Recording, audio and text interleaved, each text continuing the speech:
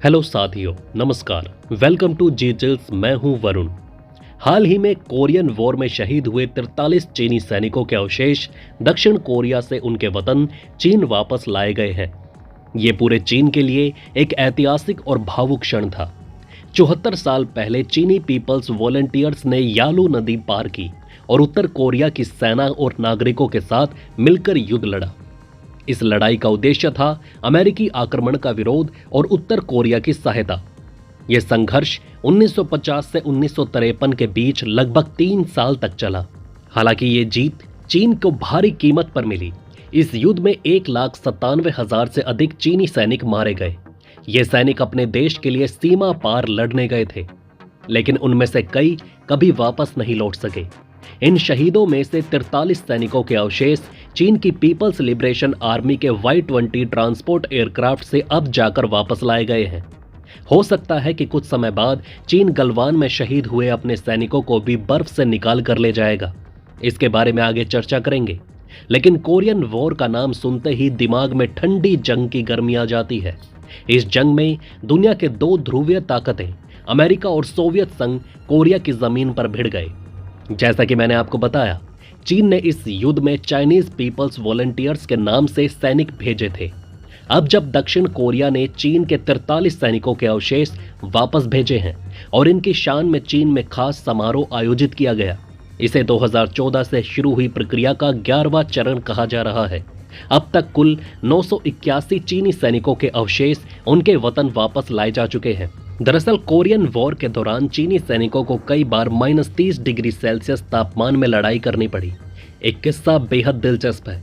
चीनी सैनिकों का एक दस्ता बिना हिले डुले बर्फ में जम गया। अमेरिकन सैनिकों ने जब ये देखा तो वो दंग रह गए, क्योंकि मरने के बाद भी उनकी राइफल्स दुश्मन की ओर तनी थी।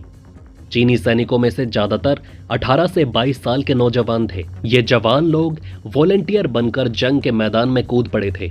चीन में इन सैनिकों को शेंगियान शहर के हीरोज स्मारक में दफनाया गया, जहां हर साल सैकड़ों लोग आकर श्रद्धांजलि देते हैं।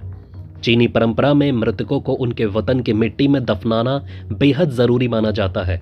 इस अवशेष वापसी का मकसद सिर्फ इतिहास को याद करना नहीं, बल्कि दो देशों के बीच रिश्तों को मजबूत करना भी है। दक्षिण कोरिया और चीन ने इस प्रक्रिया को अंतर्राष्ट्रीय कानून और मानवीय सिद्धांतों के तहत पूरा किया। दक्षिण कोरिया ने न सिर्फ सैनिकों के अवशेषों को सम्मानपूर्वक वापस भेजा, बल्कि चीनी सैनिकों के सैन्य प्रतीक और वस्त्र भी साथ भेजे। लेकिन चीन की नीयत पर शक करना भी बनता है। क्या ये मात्र सैनिकों की वापसी है या अपने राष्ट्रवाद का ढोल पीटने का तरीका? क्योंकि चीन हमेशा ऐसी चीजों को अपने प्रोपेगेंडा मशीनरी में इस्तेमाल करता है। कोरियन वॉर सिर्फ कोरिया की नहीं थी, बल्कि दुनिया की दो महाशक्तियों अमेरिका और सोवियत संघ की वैचारिक लड़ाई बन चुकी थी। इसमें चीन की एंट्री ने पूरे समीकरण को बदल दिया। अब सवाल यह है कि चीन क्यों लड़ रहा था और किसके लिए लड़ रहा था। कोरियन वॉर दो हिस्सों में बटे कोरिया के बीच था। पहला उत्तर कोरिया, कम्युनिस्ट विचारधारा वाला देश, जिसे सोवियत संघ और चीन का समर्थन था। चीन उसे हारने नहीं देना चाहता था। सोवियत संघ के नेता स्टालिन ने चीन पर उत्तर कोरिया की मदद करने का दबाव डाला था। दूसरा दक्षिण कोरिया, लोकतांत्रिक विचारधारा वाला देश, जिसे अमेरिका और उसके सहयोगियों का समर्थन था। उत्तर कोरिया ने 1950 में दक्षिण कोरिया पर हमला कर दिया। अमेरिका ने इसे कम्युनिज्म का विस्तार मानकर संयुक्त राष्ट्र के बैनर तले दक्षिण कोरिया का साथ दिया। जब अमेरिका ने उत्तर कोरिया को हराकर उसके इलाके में प्रवेश किया तो चीन को लगा कि अमेरिकी सेना उसकी सीमा तक पहुंच जाएगी। इसके बाद चीन ने 3 लाख सैनिकों के साथ जंग में कदम रखा। चीन को डर था कि अमेरिका कोरिया से आगे बढ़कर उसकी सीमा यानी यालू नदी पर कब्जा कर सकता है। पर असली सवाल यह है, क्या चीन सिर्फ उत्तर कोरिया की मदद कर रहा था या अपनी सीमा सुरक्षित कर रहा था? इतिहासकार इसे छुपा हुआ विस्तारवाद कहते हैं। कोरियन वॉर के दौरान चीनी और कोरियाई सैनिकों को न केवल दुश्मनों से लड़ना पड़ा, बल्कि साइबेरियन टाइगर जैसे जंगली जानवरों से भी लड़ना पड़ा। उस समय सर्द रातों में इन टाइगर्स के हमले आम थे। आपका सवाल होगा कि कोरियन वॉर में भारत का पक्ष क्या था? तो जवाब है न्यूट्रल। कोरियन वॉर के दौरान भारत ने एक गैर पक्षपाती नीति अपनाई। भारत किसी भी खेमे में शामिल नहीं हुआ, लेकिन उसकी भूमिका शांति स्थापित करने में सबसे अहम थी। जवाहरलाल नेहरू की कूटनीति की काफी चर्चा हुई थी। नेहरू ने अमेरिका और सोवियत संघ के बीच थर्ड वर्ल्ड यानी गुटनिरपेक्ष आंदोलन के विचार को बढ़ावा दिया। भारत ने हमेशा जंग खत्म करने की कोशिश की और बातचीत से मसले को सुलझाने पर जोर दिया। जब युद्ध खत्म हुआ तो युद्ध बंदियों की अदला बदली के लिए एक आयोग बना। इस आयोग का नेतृत्व भारत के लेफ्टिनेंट जनरल KS थिमैया ने किया। भारत ने यह सुनिश्चित किया कि युद्ध बंदी अपनी मर्जी से उस देश में जा सके जहां वो रहना चाहते हैं। भारत ने कोरियन वॉर के दौरान दक्षिण कोरिया में मेडिकल सहायता भेजी। ये भारत के मानवता पर जोर देने का बड़ा उदाहरण था। भारतीय मेडिकल यूनिट ने दक्षिण कोरिया में 2 लाख मरीजों का इलाज किया और 2300 सर्जरियां की। ये भारत के शांति और मानवता के प्रयासों का बड़ा उदाहरण था। अगर कोरियन वॉर से लेकर आज तक देखें तो भारत ने अपने रिश्तों की नींव बड़ी समझदारी और दूरदर्शिता से रखी है। चाहे अमेरिका हो, रूस हो, साउथ कोरिया या नॉर्थ कोरिया, सबके साथ हमारे रिश्ते अच्छे हैं। और चीन भाई, वो भी अब LAC यानी कि लाइन ऑफ एक्चुअल कंट्रोल से पीछे हटने लगा है। कोरियन वॉर के दौरान अमेरिका ने भारत को कम्युनिस्टिक खेमे का समर्थक मान लिया था क्योंकि हमने गुटनिरपेक्षता की नीति अपनाई। लेकिन समय के साथ चीजें बदली।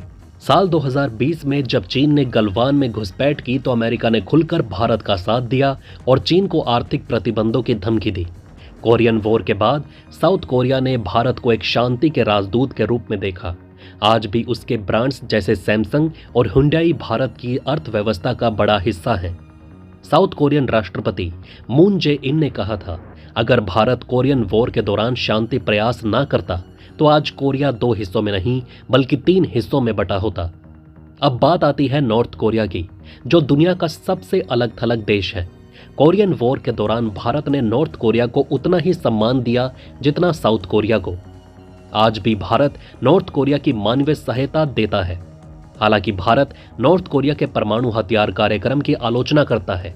दिलचस्प बात यह है कि नॉर्थ कोरिया के कई राजनेताओं ने अपनी शिक्षा भारत में ली है। अंत में गलवान घाटी हिंसा का जिक्र बेहद जरूरी है। गलवान घाटी में जो हुआ वो सिर्फ एक लड़ाई नहीं बल्कि चीन की रणनीति, छल और डर की असलियत है। यह घटना 15 जून 2020 की रात की है, जब भारतीय और चीनी सैनिकों के बीच लद्दाख की गलवान घाटी में हिंसक झड़प हुई। इसमें भारतीय सेना के 20 जवान शहीद हुए, लेकिन भारत ने तुरंत अपने शहीदों की संख्या बताई। वहीं दूसरी ओर चीन ने अपने हताहत सैनिकों की संख्या को छिपाने और कम दिखाने की पूरी कोशिश की। चीन के सैनिकों ने भारतीय क्षेत्र में घुसपैठ की और वहां पर कब्जे की कोशिश की। भारतीय सैनिकों ने इस पर कड़ा विरोध किया। यह झड़प बेहद हिंसक थी, जहां दोनों पक्षों ने हथियारों की जगह पत्थरों, लाठियों और कील जड़े डंडों का इस्तेमाल किया। इस झड़प में 20 भारतीय सैनिक वीर गति को प्राप्त हुए, लेकिन भारतीय सेना ने चीन के कई सैनिकों को भी मार गिराया। कर्नल संतोष बाबू जैसे वीर ने इस लड़ाई में अपनी जान दी। उनके नेतृत्व में भारतीय सेना को प्रेरित किया कि देश की मिट्टी के लिए कुछ भी कुर्बान है। चीन एक ऐसा देश है जो हमेशा अजय और महान होने का दिखावा करता है। अगर वो अपने सैनिकों की असली मौत का आंकड़ा बताता तो उसकी छवि को नुकसान होता। चीन चाहता था कि बाकी दुनिया उसे कमजोर ना समझे, इसलिए उसने मरने वाले सैनिकों की संख्या सिर्फ 4 बताई, जबकि अंतर्राष्ट्रीय रिपोर्ट्स और सैटेलाइट इमेज के मुताबिक ये आंकड़ा 40 से 50 के बीच था। सैटेलाइट इमेज और खुफिया रिपोर्ट्स ने दिखाया कि चीन ने अपने कई शवों को तुरंत हटाया और उनकी संख्या छिपाने की कोशिश की। गलवान की कड़ाके की ठंड में कई चीनी सैनिक घायल अवस्था में मर गए क्योंकि चीन उन्हें समय पर बचा नहीं सका। यह देखना दिलचस्प होगा कि चीन उनका अवशेष कब लेकर आता है। तो चलिए दोस्तों, फिर मिलते हैं एक और नई अपडेट के साथ।